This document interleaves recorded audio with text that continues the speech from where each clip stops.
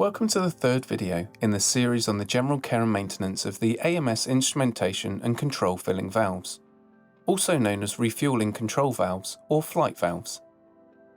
This video shows a quick procedure to functionally check the operation of the valve.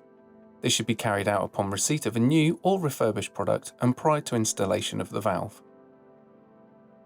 When the float arm is down, the valve is in an open position.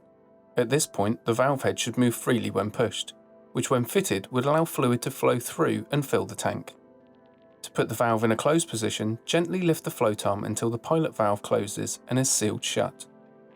At this point, it is important to check that the pivot arm and float arm are vertically aligned to the flange. In most cases, the float should also be in a horizontal position.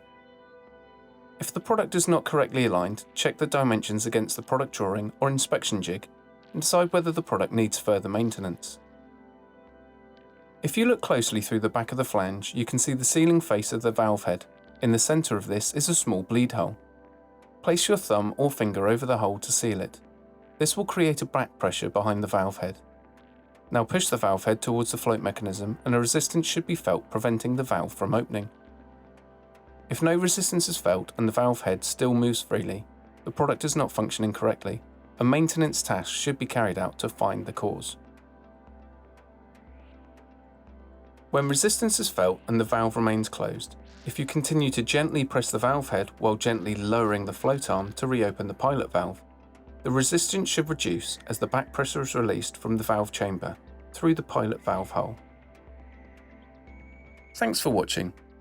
More information on our product range and maintenance can be found on our website, or contact us via sales@ams-IAC.com.